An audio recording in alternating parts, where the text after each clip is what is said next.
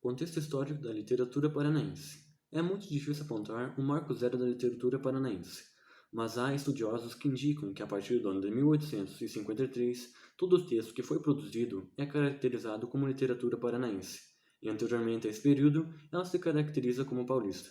Entretanto, enquanto alguns relatam que foi a literatura paranense uma das primeiras a envolver com o modernismo da década de 1920, outros destacam que esse movimento não encontrou representantes no Paraná, ou que chegou de maneira muito sutil apenas 20 anos depois. Ainda na década de 1930, a literatura local era caracterizada como pertencente ao movimento do simbolismo.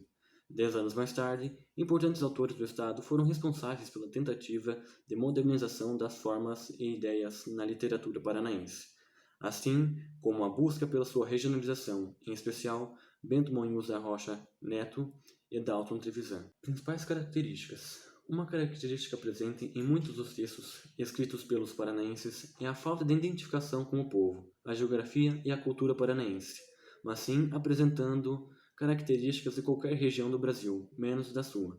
Segundo os críticos da literatura do Paraná, os autores possuem um amplo material para a produção de uma obra de maior identificação com o Estado, citando como exemplo as diversas lendas existentes, o ambiente geográfico com seus pinheiros e campos de maneira geral, os ciclos econômicos como os da erva mate e o tropeirismo, e importantes acontecimentos históricos, como a Guerra do Contestado e a participação paranaense na Revolução Federalista.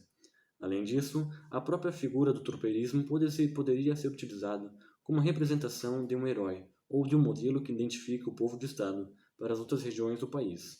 Apresenta também diferentes tipos de textos literários, como poemas, crônicas, romances e haikais. Paulo Leminski foi um dos poetas mais importantes da história recente da literatura brasileira, um dos principais nomes da poesia marginal, também conhecida como geração mimeógrafo. Leminski apropriou-se dos recursos visuais da publicidade, dos provérbios e dos trocadilhos da cultura popular e da forma, elementos herdados da poesia concretista, que surgiu no Brasil na década de 1950. Nasceu no dia 24 de agosto de 1944. Leminski era um apaixonado pela cultura japonesa. Foi tradutor e seguidor de Matsuo Bashir. Também foi grande divulgador dos haikais no Brasil.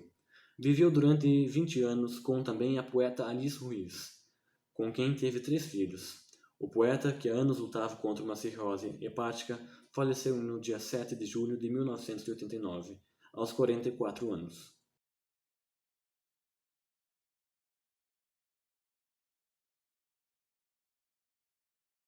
Helena Collodi foi professora e poeta. Passou a infância na cidade catarinense de Três Barras e teve na cidade catarinense de Mafra o seu início no ramo das artes. O local propiciou à poetisa a oportunidade de estudar pintura, piano e de produzir aos 12 anos de idade os seus primeiros versos.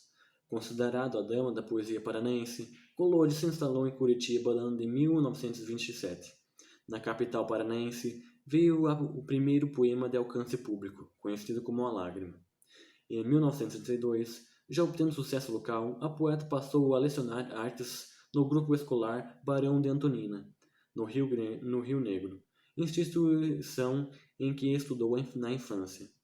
E 5 anos depois, se transferiu para a Escola Normal Secundária de Curitiba, aonde vira permanecer por mais de 2 décadas. A religiosidade era um dos temas mais presentes nas poesias de Helena Collodi. O afeto da dama da poesia paranaense à religião também era observado através da rotina em frequentar as missas na Igreja Bom Jesus, na Praça Rui Barbosa. Ao longo de sua trajetória, Collodi publicou diversas obras, sendo a primeira intitulada Paisagem Interior, de 1941.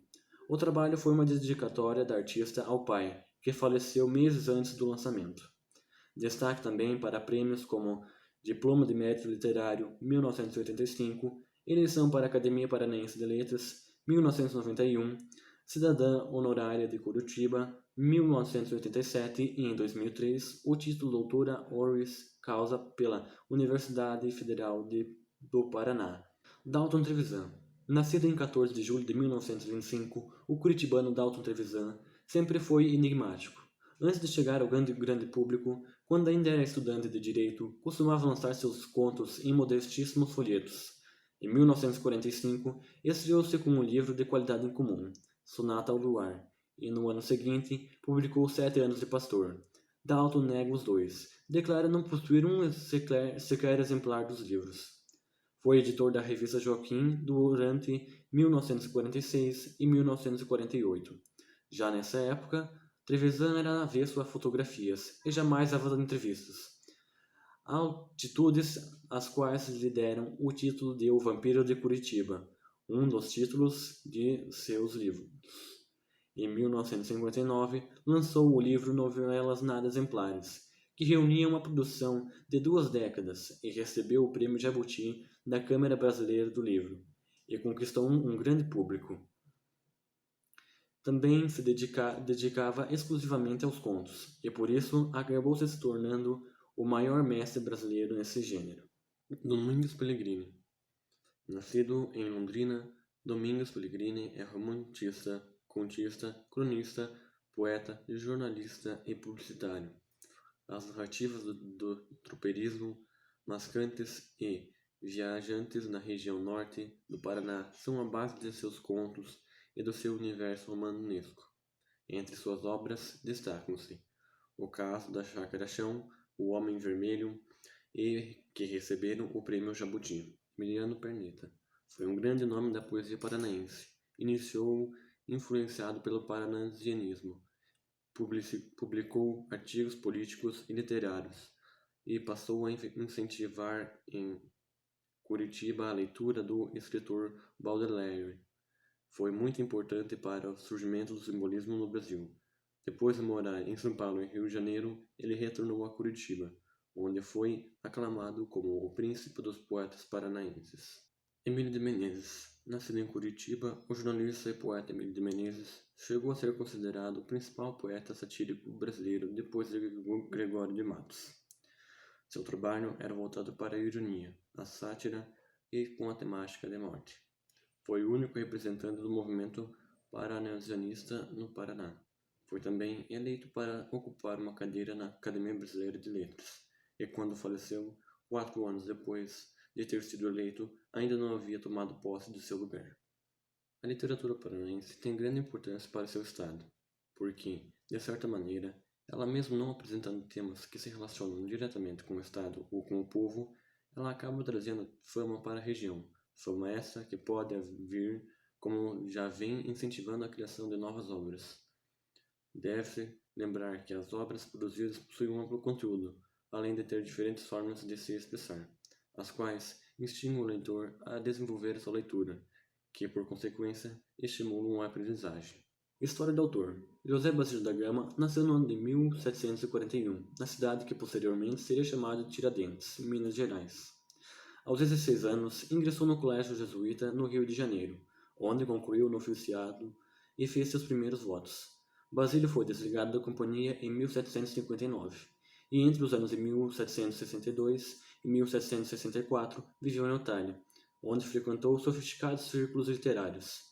Em 1768, vai a Portugal, onde é preso sob a ameaça de exílio em Angola, e para escapar desta situação, escreve um poema em louvor ao casamento da filha do poderoso Marquês Pombal, que auxilia Basílio. Em 1769, publica seu livro mais famoso, O Uruguai. Basílio da Gama veio a falecer no ano de 1795. Período histórico dos acontecimentos. O período histórico desse livro pode ser identificado no decorrer da própria história do livro O Uruguai, ou seja, a partir dos cantos 1, 2, 3, 4 e 5.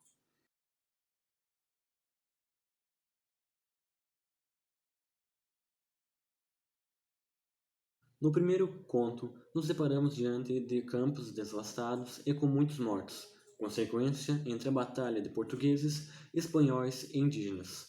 Também é descrito no Tratado de Madrid o fim dos problemas relacionados aos limites territoriais, e para isso ser feito deveria existir a união de ambos exércitos, para a expulsão dos povos das 7 missões. Porém, antes da união ser concretizada, os jesuítas incentivaram os indígenas a atacarem uma fortificação, mas esses foram capturados e feitos de prisioneiros. Essa foi só uma das muitas adversidades que fizeram com que o tratado não desse certo na primeira tentativa. No conto 2, temos, enfim, a união das tropas, as quais começam a marchar. Porém, Gomes Freire Andrade lamenta a probabilidade de um conflito, e na tentativa de uma saída diplomática, liberta os índios prisioneiros. Posteriormente a isso, há a chegada de dois embaixadores índios, Cepé e Cacambo, os quais tentam negociar uma solução pacífica com o general. Cacambo fala da crueldade do branco, mas acredita na paz. Ele afirma que a terra que o rei de Portugal procura não são aquelas. Ele também demonstra que possui consciência do destino do seu povo, o qual pode vir a ser destruído pela astúcia europeia. E também, nesse capítulo, que o general tenta convencer que está livrando os indígenas do poder tirânico dos jesuítas, que ele está ali para fazê-los felizes novamente. Porém, Cepé discute de forma agressiva, dizendo que a terra pertence a eles e a seus descendentes, e afirma que o europeu teria a guerra que tanto queria. Apesar da bravura dos índios, eles não detinham o poder bélico que o europeu possuía, e por consequência houve um grande massacre. Após vencer a batalha, o general conduz suas tropas para a região das Missões. Após um bom percurso, eles acampam na margem do rio Uruguai, não sabendo que na margem oposta também estaria Cacambo. Cacambo, perturbado com a morte de Cepé, o vê triste, pedindo que vingasse sua morte. Então Cacambo nada e sorrateiramente incendeia a vegetação em torno do acampamento inimigo, o que não resulta em grandes problemas. Ao voltar para sua aldeia, de forma antecipada, acaba sendo preso e envenenado pelo perverso padre Balda, o qual foi enterrado sem receber honras fúnebres. Com isso, Balda pretendia casar a então viúva com seu filho bastardo e torná-lo comandante da tribo. Com o assassinato de seu marido, Lindóia procura uma feiticeira para que ela pudesse se encontrar com Cacambo. Lamentando a devastação que se aproxima, o general Gomes Freire vê, depois de subir os montes da serra, uma beleza deslumbrante diante de seus olhos. Observa os riachos de Fonte Clara e as outras muitas belezas do território das Missões. Enquanto isso, o padre Balda prepara as coisas para o casamento. Porém, quando o momento chega, algo está faltando. Na verdade, alguém. Este alguém é a noiva, a qual é encontrada na mais remota parte do antigo bosque. Em um lugar delicioso e triste, está deitada Lindóia, enrolada em seu corpo uma serpente. Porém, a bela Índia já havia sido picada e falece no local. O padre, frustrado, coloca a culpa na feiticeira e incentiva os índios a matarem-na. E é neste momento que chega a mensagem de que o exército inimigo está próximo, e por isso manda incendiar a redução junto com a feiticeira.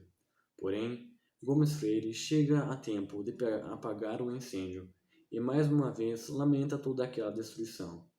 Neste canto, há a descrição das construções daquela redução, suas pinturas e esculturas, como também os futuros planos de conquista do mundo feitos pelos jesuítas. Ao terminar de contemplar as pinturas, o general decide que irá esperar anoitecer para começar a marchar com seu exército, a fim de surpreender os índios e os jesuítas na outra aldeia. E, ao chegar no local destinado, surpreende os padres, os quais iriam deixar os índios à própria sorte. Mas os soldados prendem os padres. Porém, o general mostra compaixão com os indígenas, os quais se ajoelham e adoram a imagem do rei de Portugal. O poema O Uruguai é importante para a literatura brasileira, porque, neste texto, reverteu o esquema épico tradicional. Ele eliminou a mitologia, harmonizou a paisagem e a ação, e tratou os indígenas como matéria poética, e não apenas de maneira informativa, e como se fosse algo exótico, diferente e estranho. Também é importante, pois apresenta fatos históricos sobre a colonização do Brasil, a divisão do seu território e os conflitos travados entre os portugueses, espanhóis, indígenas e jesuítas. E também foi a partir desse livro que a literatura brasileira começou a ter prestígio no cenário da literatura mundial. Pode-se dizer que também há uma relação bastante próxima entre o Uruguai e os primórdios do sistema literário brasileiro.